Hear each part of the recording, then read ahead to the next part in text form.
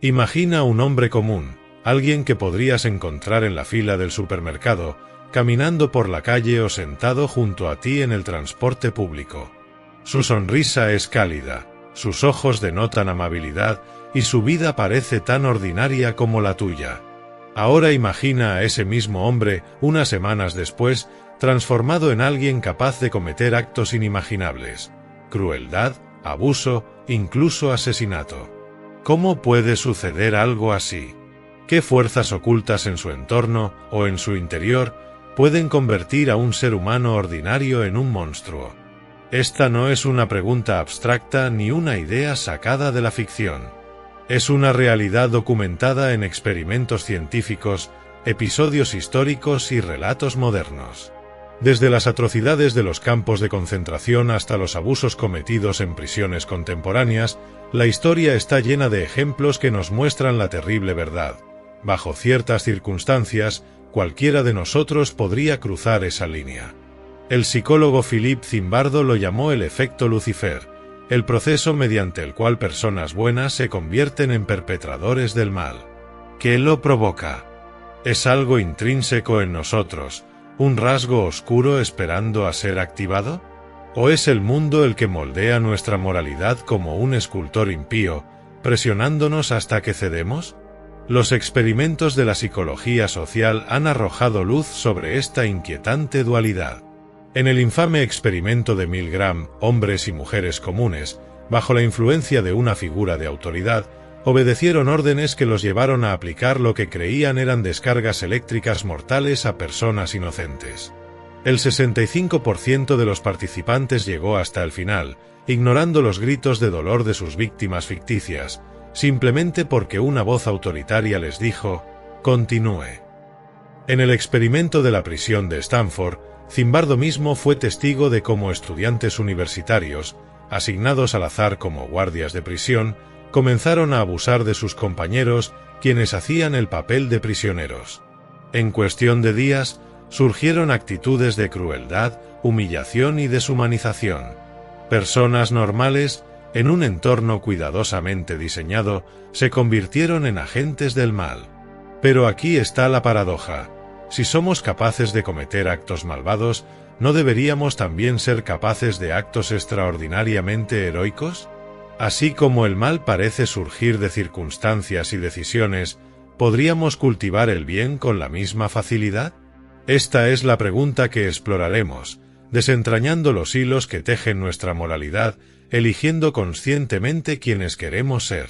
Porque al final, la elección siempre es nuestra. Pero primero debemos entender cómo llegamos a ese punto de inflexión, donde la luz y la oscuridad chocan dentro de cada uno de nosotros. ¿Estás listo para mirar en el espejo más profundo de la humanidad? La historia está llena de ejemplos que ilustran cómo el entorno puede moldear nuestras acciones, a menudo llevándonos a lugares que jamás imaginamos. Durante el Holocausto, millones de personas participaron directa o indirectamente en actos atroces, no porque fueran monstruos, sino porque el sistema los empujó a ello. Eran vecinos, maestros, padres y trabajadores corrientes. Bajo la presión de la propaganda, el miedo y la obediencia ciega a la autoridad se convirtieron en piezas de una maquinaria de destrucción. Este fenómeno no es exclusivo de momentos tan oscuros de la historia. En su libro El efecto Lucifer, Philippe Zimbardo explora cómo los sistemas y estructuras sociales pueden crear un caldo de cultivo para la maldad. Uno de los ejemplos más impactantes fue el caso de la prisión de Abu Ghraib, donde soldados estadounidenses sometieron a prisioneros iraquíes a humillaciones y torturas. Estas no eran personas sin escrúpulos, eran jóvenes entrenados para servir a su país. Sin embargo, colocados en un entorno de estrés extremo, falta de supervisión y normas difusas, cayeron en un comportamiento que incluso ellos mismos, en otras circunstancias, habrían condenado. Zimbardo argumenta que estas situaciones no solo revelan la oscuridad del ser humano, sino también el poder del contexto. Cuando nos enfrentamos a un sistema que refuerza la deshumanización de los demás, que premia la obediencia por encima de la conciencia, las barreras morales comienzan a desmoronarse. Y es aquí donde radica el verdadero peligro. no en la existencia de una maldad interna, sino en nuestra vulnerabilidad a ser moldeados por fuerzas externas. El experimento de Milgram refuerza esta idea. Las personas que aplicaron supuestas descargas eléctricas no eran sádicos, eran individuos normales que, bajo la presión de una figura de autoridad, priorizaron las órdenes sobre su propio juicio moral.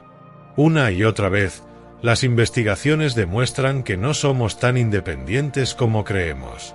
Nuestras decisiones están profundamente influenciadas por el entorno, por los roles que se nos asignan y por las expectativas sociales. Sin embargo, dentro de esta verdad incómoda también se encuentra una oportunidad. Si el entorno puede moldearnos para el mal, ¿podría también moldearnos para el bien? ¿Qué pasaría si creáramos sistemas que fomenten la empatía, el respeto y la compasión en lugar del miedo y la obediencia ciega?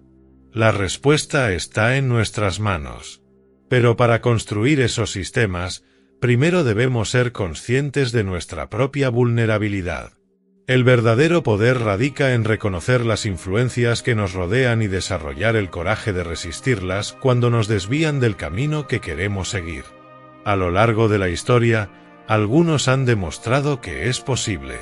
Personas que, en medio de la oscuridad, se han aferrado a su humanidad y han actuado con heroísmo.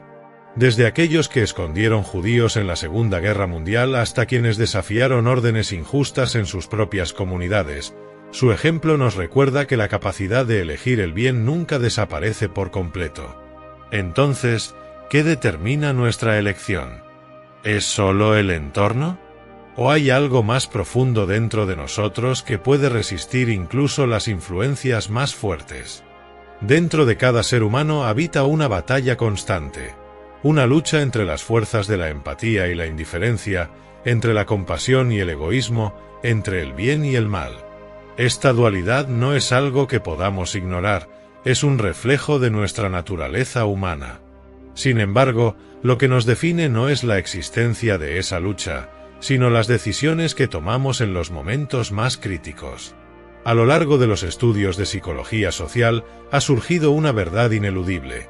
Incluso en los entornos más controlados, donde las personas son llevadas al límite de su moralidad, siempre hay quienes se niegan a ceder.